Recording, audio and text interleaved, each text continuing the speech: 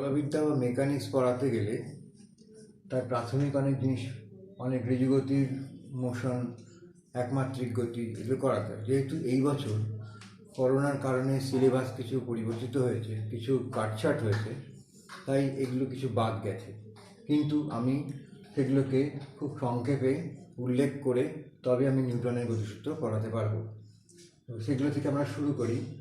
আমরা এখানে যেটা পড়াবো সেখানে বস্তু কণা হিসেবে ধরেছি, একটি বস্তুকে বস্তু কণা হিসেবে ধরেছি, পার্টিকেল।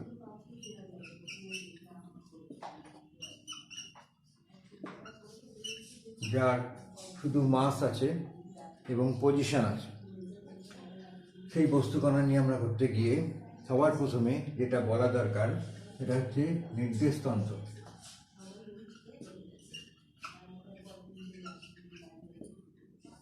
Reference frame. রেফারেন্স ফ্রেমটা তিন রকমের হয়, একটা ওয়ান ডাইমেনশনাল, একমাত্রিক,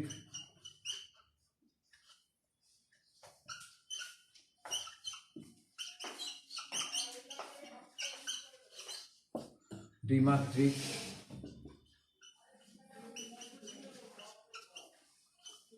টু ডাইমেনশনাল, আর একটা হচ্ছে ত্রিমাত্রিক, থ্রি ডাইমেনশনাল। আরও ফোর ডাইমেনশনাল হয়, মাল্টি ডাইমেনশনাল হয়, সেগুলো আমাদের আলোচনার বাইরে। তো আমরা খুব সংক্ষেপে নির্দেশতন্ত্র নিয়ে আলোচনা, কারণ এটা খুব ভাইটাল। নির্দেশতন্ত্র মেকানিক্স পড়তে গেলে নির্দেশতন্ত্রটি খুব দরকার। একমাত্রিক নির্দেশতন্ত্র সম্বন্ধে ধরো একটা তার বরাবর, এটা হচ্ছে অরিজিন, মূল বিন্দু, সেখান থেকে এটি পিঁপড়ে হেঁটে যাচ্ছে, তার পজিশনটা হচ্ছে পি। তাহলে এই পজিশনটাকে আমরা ডিনোট করতে গেলে জাস্ট একটি কোঅর্ডিনেট এক্স দিয়ে ডিনোট করলেই হবে। তাহলে এই যে নির্দেশতন্ত্র, এটা হচ্ছে ওয়ান ডাইমেনশনাল, একটা নির্দিষ্ট দিকে একটা কোঅর্ডিনেট দরকার হচ্ছে এটাকে নির্দেশ করার জন্য। টু ডাইমেনশনাল নির্দেশতন্ত্র, এটা হচ্ছে একমাত্রিক। দ্বিমাত্রিক নির্দেশতন্ত্র, যেমন ধরো তোমরা এটা জানো যে দুটো কোঅর্ডিনেট সিস্টেম আছে, এটা হচ্ছে এক্স, এটা হচ্ছে ওয়াই। একটা মূল বিন্দু আছে, মূল বিন্দু কোনো একটা পয়েন্ট পি, পি এর কোঅর্ডিনেট এক্স ওয়াই। তাহলে পিটাকে আমরা নির্দেশ করতে গেলে দুটো দৈর্ঘ্য দরকার হচ্ছে, এখান থেকে এইটুকু এক্স, এখান থেকে এইটুকু ওয়াই, দুটো জিনিস দরকার হচ্ছে পিকে নির্দেশ করতে গেলে, দুটো কোঅর্ডিনেট। সেই জন্য দ্বিমাত্রিক নির্দেশতন্ত্র এটা। আর আরেকটা নির্দেশতন্ত্র, এটা হচ্ছে দ্বিমাত্রিক। দ্বিমাত্রিক নির্দেশতন্ত্রে আমরা আরেকটা কোঅর্ডিনেট হিসেবে ধরি, সেটাকে পোলার। এটা যদি আর দিয়ে ডিনোট করা হয়, এটা যদি থিটা দিয়ে ডিনোট করা হয়, তাহলে এইটার আরেকটা কোঅর্ডিনেট হবে আর থিটা। এই পি পয়েন্টটাকে আমরা এক্স ওয়াই দিয়েও ডিনোট করতে পারি, পি পয়েন্টের পজিশনটাকে, বা আর এবং থিটা দিয়েও ডিনোট করতে পারি এর পজিশনটাকে। অর্থাৎ এটা হচ্ছে আর আর এবং এই কোণটা থিটা, এটা বোঝালে এই পয়েন্টটা স্পেসিফাইড হয়ে যাচ্ছে, ফিক্সড হয়ে যাচ্ছে। কার্টেশীয় এবং পোলার, এদের মধ্যে রিলেশনটা এখান থেকে খুব সহজেই দেখা যায় যে X by R equal to cos theta, অতএব X equal to R cos theta. ঠিক similarly Y equal to R sine theta. তাহলে কার্টেশীয় এবং পোলারের মধ্যে রিলেশনটা আমরা পেয়ে যাচ্ছি।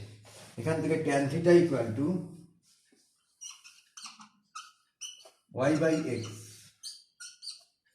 tan theta equal to y by x। আর একটা হচ্ছে r square equal to x square plus y square। এগুলো কার্টেশীয় এবং পোলারের মধ্যে রিলেশন। আর একটা কোঅর্ডিনেট সিস্টেম আছে থ্রি ডাইমেনশনাল কোঅর্ডিনেট, ত্রিমাত্রিক। ত্রিমাত্রিক নির্দেশতন্ত্র,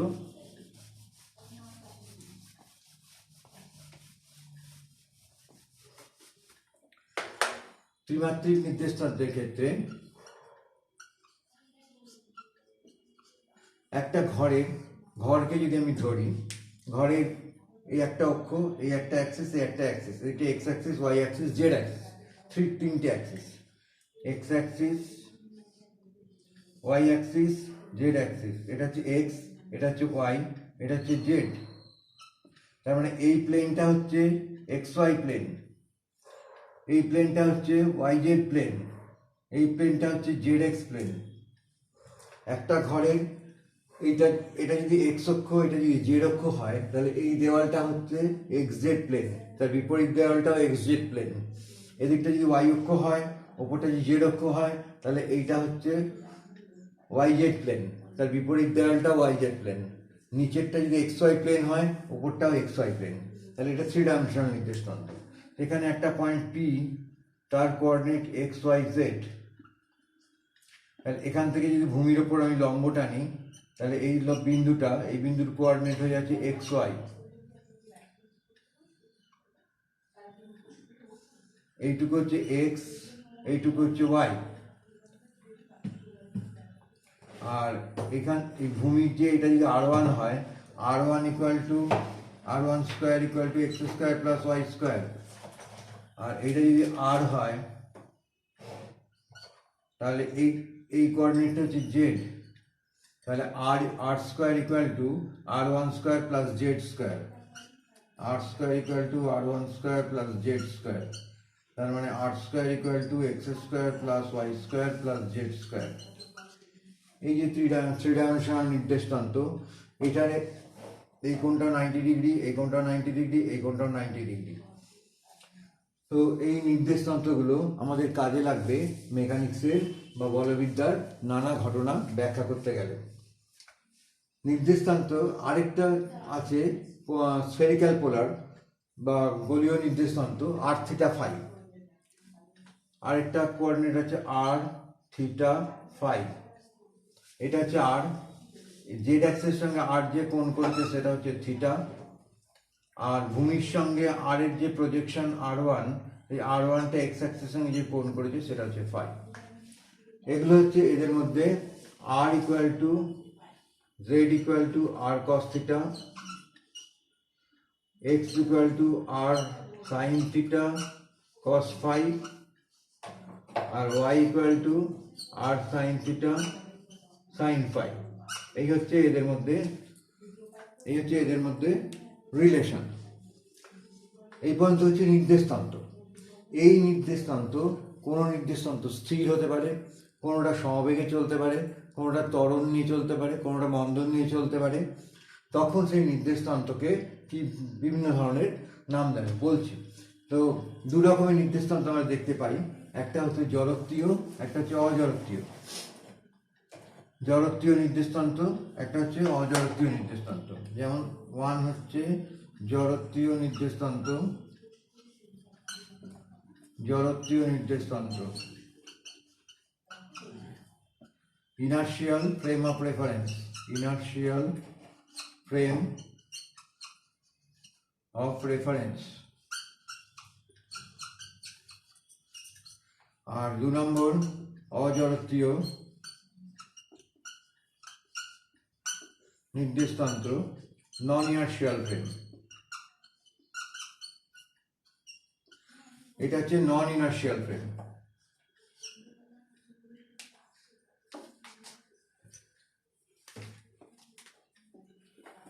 non inertial frame of reference. কোনটাকে জড়ত্বীয় নির্দেশতন্ত্র বলছে? যে নির্দেশতন্ত্র স্থির এবং স্থির বা সমবেগে গতিশীল, সেই নির্দেশতন্ত্র হচ্ছে জড়ত্বীয় নির্দেশতন্ত্র, ইনার্শিয়াল ফ্রেম অফ রেফারেন্স। স্থির বা সমবেগে গতিশীল, সেই নির্দেশতন্ত্রে কোনো নিউটনের গতিসূত্র, নিউটনের সব গতিসূত্রগুলো প্রযোজ্য হয় জড়ত্বীয় নির্দেশতন্ত্রে। আর অজড়ত্বীয় নির্দেশতন্ত্র, যে নির্দেশতন্ত্রে ত্বরণ বা মন্দন থাকবে, সেই নির্দেশতন্ত্রগুলো অ্যাক্সেলারেশন অর রিটার্ডেশন, সেই নির্দেশতন্ত্রগুলো হচ্ছে non inertial frame of reference. সেখানে নিউটনের গতিসূত্রগুলো প্রযোজ্য হয় না। যখন আমি নিউটনের গতিসূত্র পড়াবো তখন এগুলো দেখিয়ে দেবো কোনটা নন ইনার্শিয়াল, কোনটা ইনার্শিয়াল। যেমন ত্বরণ সহ গতিশীল একটা ট্রেন বা লিফট, এগুলো সব নন ইনার্শিয়াল নির্দেশতন্ত্র, অজড়ত্বীয় নির্দেশতন্ত্র। স্থিরভাবে যেখানে দাঁড়িয়ে আছি বা সমবেগে গতিশীল কোনো গাড়ি বা বস্তু, সেটা হচ্ছে ইনার্শিয়াল ফ্রেম অফ রেফারেন্স।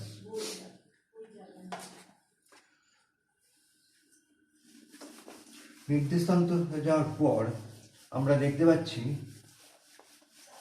নির্দেশান্তের উপর গতির ধরন নির্ভর করে, অর্থাৎ একটা নির্দেশান্তে কোনো বস্তু করার যা গতি হবে অন্য একটা নির্দেশান্ত থেকে সেই বস্তুকে দেখলে আরেক রকমের গতি হবে, ফলে নির্দেশান্তের ওপর বস্তুর গতির ধরনটা ডিপেন্ড করে।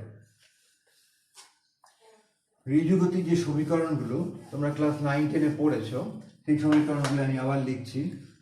যে 1 নম্বর সমীকরণ হচ্ছে S ইকুয়াল টু VT, ভিটা হচ্ছে সমবেগ,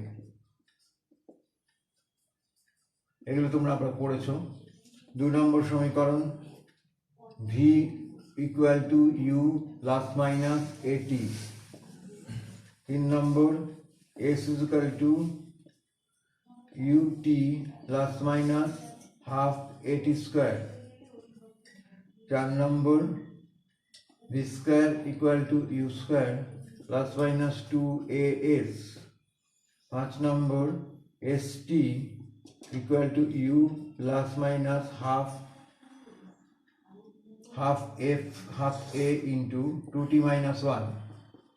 এই যে সমীকরণগুলো, এই সমীকরণগুলোতে এস হচ্ছে অতিক্রান্ত দূরত্ব, ভিটা সমবেগ, টিটা হচ্ছে সময়, এই স্মল ভিটা হচ্ছে অন্তিম বেগ, ইউটা হচ্ছে প্রাথমিক বেগ ইনিশিয়াল ভেলোসিটি, এটা অ্যাক্সিলারেশন অর রিটার্ডেশন। আর এই যে লাস্টের সমীকরণটা এসটি, এটা টিতম সেকেন্ডে অতিক্রান্ত দূরত্ব। এই সমীকরণগুলোর সঙ্গে তোমরা পরিচিত আছো, এইটা সম্বন্ধে একটু বলে দিচ্ছি। টিতম সেকেন্ড কীরকম না, একটা ঘড়ি এটা যদি 0 হয় বা ঘড়ির কাঁটায় এটা হচ্ছে 1, ধরো এখান থেকে এর মধ্যে আমি সেকেন্ড হিসাবেই ধরছি, এটা যে 1 সেকেন্ড, এটা 2 সেকেন্ড, এটা 3 সেকেন্ড, এটা 4 সেকেন্ড, 5 সেকেন্ড, 6 সেকেন্ড এরকম করে। তো টিতম সেকেন্ড মানে ধরো তৃতীয় সেকেন্ড। তৃতীয় সেকেন্ড মানে হচ্ছে গতি যখন ঘড়ির কাঁটাটা 2 সেকেন্ড থেকে 3 সেকেন্ডে যাচ্ছে তখন সেটা হচ্ছে তৃতীয় সেকেন্ড। পঞ্চম সেকেন্ড মানে হচ্ছে ঘড়ির কাঁটাটা চতুর্থ থেকে পঞ্চমে যাচ্ছে, তখন সেটা হচ্ছে পঞ্চম সেকেন্ড। 3 সেকেন্ড, 5 সেকেন্ড এবং পঞ্চম সেকেন্ড দুটোর মধ্যে ডিফারেন্স আছে। 5 সেকেন্ড মানে প্রথম থেকে 5 সেকেন্ড পর্যন্ত মোট যে অতিক্রান্ত দূরত্ব সেটা হচ্ছে 5 সেকেন্ড অতিক্রান্ত দূরত্ব, সেটা হচ্ছে S equal to UT plus minus half AT square. এটা হচ্ছে টি সেকেন্ড অতিক্রান্ত দূরত্ব। আর পঞ্চম সেকেন্ড অতিক্রান্ত দূরত্ব মানে হচ্ছে 4 থেকে 5, ঘড়ির কাঁটা যখন 4 সেকেন্ড থেকে 5 সেকেন্ডে যাবে এই সময়ের অবকাশে যে অতিক্রান্ত দূরত্ব সেটা হচ্ছে পঞ্চম সেকেন্ড অতিক্রান্ত দূরত্ব। তাহলে টিতম সেকেন্ড অতিক্রান্ত দূরত্ব ST equal to UT plus half AT square, এটা টি সেকেন্ড অতিক্রান্ত দূরত্ব, minus UT minus 1, T minus 1 second অতিক্রান্ত দূরত্ব প্লাস AT মাইনাস 1 তার হোল স্কোয়ার। এইটা বিয়োগ করতে, অর্থাৎ এটা হচ্ছে 5 সেকেন্ডে অতিক্রান্ত দূরত্ব, এটা 4 সেকেন্ডে অতিক্রান্ত দূরত্ব, মিলিয়ে এটা হচ্ছে পঞ্চম সেকেন্ডে অতিক্রান্ত দূরত্ব। সেখান থেকে এটা ক্যালকুলেট করলে দেখবে এই জিনিসটা আসে U plus half A into 2T minus 1। তো এই যে গতির সমীকরণগুলো, এই গতির সমীকরণগুলো আমরা লেখচিত্রের সাহায্যে প্রকাশ করা যায়। গতির সমীকরণগুলো সেগুলো একটু দেখিয়ে দিই।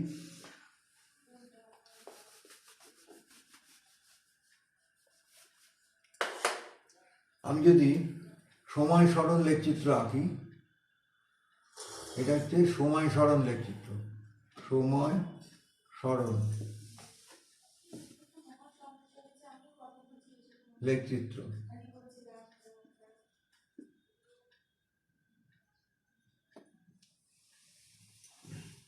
সময় সরণ লেখচিত্র আঁকলে যেটা সমবেগে চলছে, তাহলে এদিকে হচ্ছে টি, এদিকে হচ্ছে এস।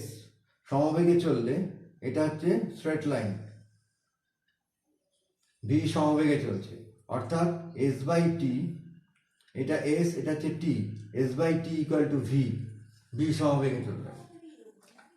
যদি ত্বরণ নিয়ে চলে অর্থাৎ ভিটা যদি ত্বরণ নিয়ে চলে তখন কিন্তু আমরা সমীকরণটা এইভাবে হবে না।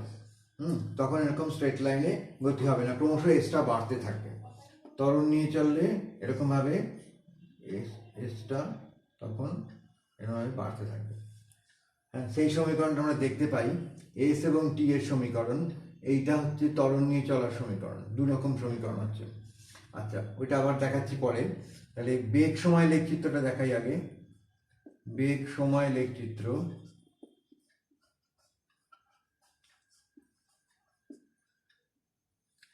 এটাতে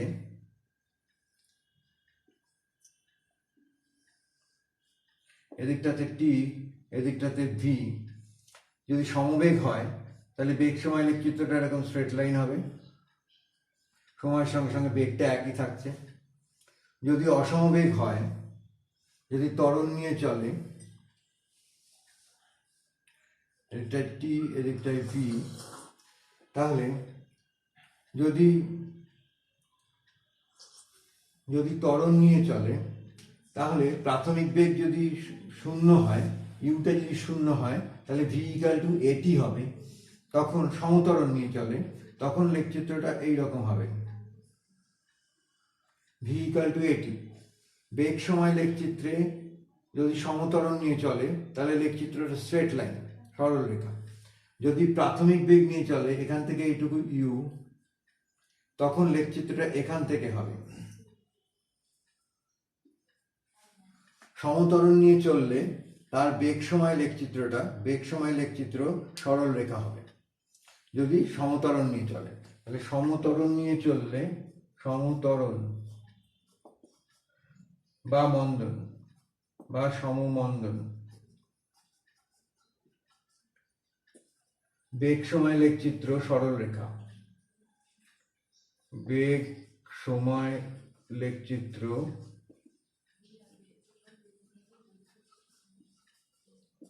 একটি সরল রেখা।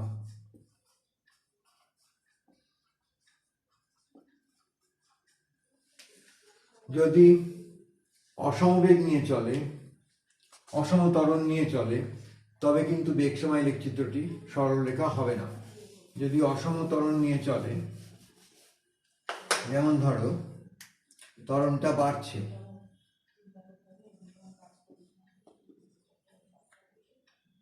এটা হচ্ছে সমবেগ, এইটা হচ্ছে সমত্বরণ, এটা হচ্ছে ক্রমবর্ধমান ত্বরণ, ত্বরণটা ক্রমশ বাড়ছে, অসমত্বরণ। এটা হচ্ছে ক্রমবর্ধমান ত্বরণ, ক্রমবর্ধমান ত্বরণ। এটা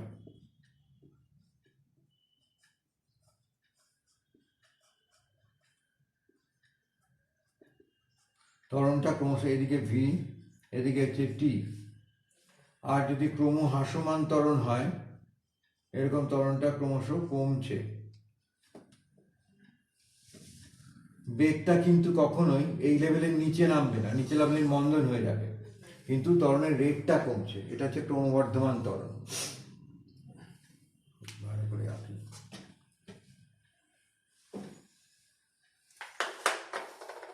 তাহলে মোট কথা, ত্বরণ বা মন্দন থাকলে লেখচিত্রটা স্ট্রেট, বেগ সময় লেখচিত্রটা স্ট্রেট লাইন হবে না, সেই লেখচিত্রটা এরকম কার্ভড হবে। যদি সমত্বরণ হয়, সমত্বরণের লেখচিত্রটা এদিকে ভি, এদিকে টি। সমমন্দন, মন্দন যদি হয়, সমমন্দনের লেখচিত্রটা এইরকম হবে, ক্রমশ কমে যাবে। অসমমন্দন হলে, যেটা ক্রমবর্ধমান মন্দন, তাহলে সেটা এইরকম ভাবে ক্রমবর্ধমান, ক্রমশ মন্দনটা বাড়ছে। আর ক্রমহ্রাসমান মন্দন হলে এইরকম হবে, দুরকম। এটা ক্রমবর্ধমান,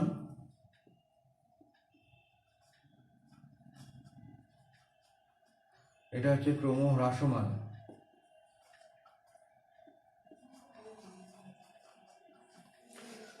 এইরকম ধরনের বিভিন্ন লেখচিত্র হবে। এস ইকুয়াল টু, যদি এস এর সঙ্গে আমি টি এর লেখচিত্র আঁকি, এদিকটায় এস এদিকটায় টি, তাহলে এইটা হচ্ছে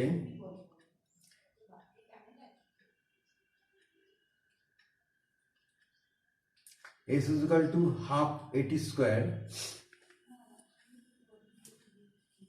এ যদি সমত্বরণে চলে তাহলে এসটা ক্রমশ বাড়বে।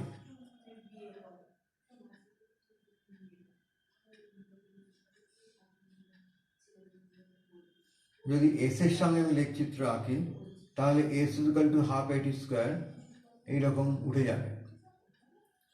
আর যদি অর্থাৎ লেখচিত্রটা অধিবৃত্ত হবে, এটা হচ্ছে S is equal to half এটি স্কোয়ার, লেখচিত্রটা অধিবৃত্ত হবে। কিন্তু আমি যদি বেগ সময় লেখচিত্রে আঁকি, বেগ সময় লেখচিত্র আঁকি, সেখানে এটা হচ্ছে বেগ সময় লেখচিত্র, এদিকটাতে টি, এদিকটাতে ভি, তাহলে এইটা হচ্ছে, এই লেখচিত্রটা হচ্ছে V equal to you plus at, আর এর নিচের যে ক্ষেত্রফলটা আছে, এই পুরো ট্র্যাপিজিয়ামের ক্ষেত্রফলটা এখান থেকে এতটা, ও এ বি সি, এই ক্ষেত্রফলটা, এইটা হচ্ছে এস ইজ ইকুয়াল টু, এটা হচ্ছে এস, এর নিচের যে ক্ষেত্রফলটা সেটা হচ্ছে S, S is equal to UT plus half A T square. যদি ইউ না থাকে তাহলে এই যে ভি সময় লেখচিত্রটা এইটা হবে, এইটা হবে, তখন এর নিচের যে অংশটা ত্রিভুজটা সেটা শুধু হাফ এটি স্কোয়ার হবে। এই অংশের ত্রিভুজের অংশটা সেটা শুধু হাফ এটি স্কোয়ার হবে, এইটুকু হবে ক্ষেত্রফলটা এস ইজ ইকুয়াল টু। আর যদি ইউ থাকে তখন এই পুরো ট্র্যাপিজিয়ামের ক্ষেত্রফলটা হবে এস। এইগুলো হচ্ছে সব নানা রকমের লেখচিত্র। ত্বরণ বা মন্দন থাকলে এটা বেগ সময় লেখচিত্রটা, ত্বরণ বা মন্দন থাকলে বেগ সময় লেখচিত্রটা, সমত্বরণ থাকলে, সমত্বরণ বা সমমন্দন থাকলে বেগ সময় লেখচিত্রটা স্ট্রেট লাইন হবে। আর যদি অসমত্বরণ বা অসমমন্দন থাকে তখন বেগ সময় লেখচিত্রটা স্ট্রেট লাইন হবে না, বক্ররেখা হবে। ঠিক আছে, তাহলে এই হচ্ছে গতির সমীকরণ, ঋজু গতির সমীকরণ। আমি যদি উল্লম্ব গতির সমীকরণ ধরি,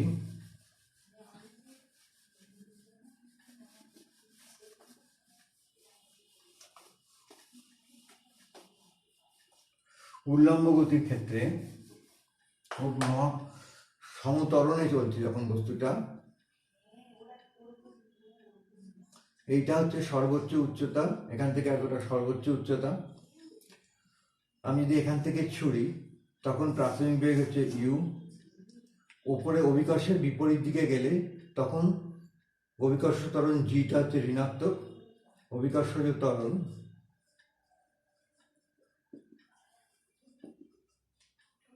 প্লাস মাইনাস জি, অভিকর্ষের বিপরীত দিকে গেলে, ওপরের দিকে গেলে সেটা হচ্ছে প্লাস এই মাইনাস, আর অভিকর্ষের দিকে যখন নামছে তখন সেটা হচ্ছে জিটা হচ্ছে প্লাস। আমি যদি এই সমীকরণগুলোকে মডিফাই করি, এই সমীকরণগুলোকে, এখানে এই সমীকরণটা হবে না কারণ এটা সবসময় ত্বরণে ওঠানামা করছে, তাহলে এই 2 নম্বর সমীকরণ তো যদি মডিফাই করি, V equal to you plus minus G T, এখানে এ হচ্ছে প্লাস মাইনাস জি, এইটা এসটাকে আমি যদি এইচ ধরি, h equal to UT plus minus half g t square, এইটাকে যদি ধরি v square equal to u square plus minus 2 g h, s টিটাও হবে h t equal to you plus minus half g into 2t minus 1। এগুলো অভিকর্ষ গতির ক্ষেত্রে। অভিকর্ষ গতির ক্ষেত্রে তুমি এখান থেকে যদি ইউ বেগে ছোড়ো তাহলে ওপরে গতিবেগটা শূন্য হবে, অন্তিম বেগটা শূন্য হবে। যদি ওপর থেকে আরোহণ করে, এখানে নিচ থেকে যদি আরোহণ করে তখন অন্তিম বেগটা এখানে শূন্য হবে। আর যদি এখান থেকে মুক্তভাবে ফেলা হয় তাহলে এখান থেকে তোমার এখানে প্রাথমিক বেগটা শূন্য হবে। এই দুটো কেসে আমরা দেখতে পাই যে উঠবার সময় আরোহণকাল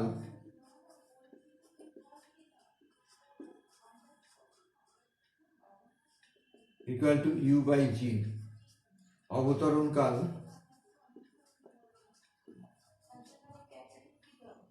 টি টু ইকুয়াল টু সেটাও ইউ বাই জি। তাহলে মোট উড্ডয়নকাল t equal to T1 plus T2 মানে হচ্ছে 2u/g, আর সর্বোচ্চ উচ্চতা h ইকুয়াল টু u²/2g। এটা হচ্ছে সর্বোচ্চ উচ্চতা। অর্থাৎ তুমি যদি এই সমীকরণগুলো পাবে, v equal to you minus জিটিতে বসাও। আমি একটা জিনিস দেখি যেগুলো সিলেবাসে নেই বলে আমি জাস্ট সমীকরণগুলো তুলে দিচ্ছি, যে v equal to you minus G T, সেখান থেকে আমি যদি নিচ থেকে ইউ গতিবেগে ছাড়ি তাহলে ওপরে গিয়ে গতিবেগটা v হয়ে যাচ্ছে, ভিটা শূন্য, তাহলে 0 equal to you minus G T1, তাহলে এখান থেকে T1 ইকুয়াল টু u/g।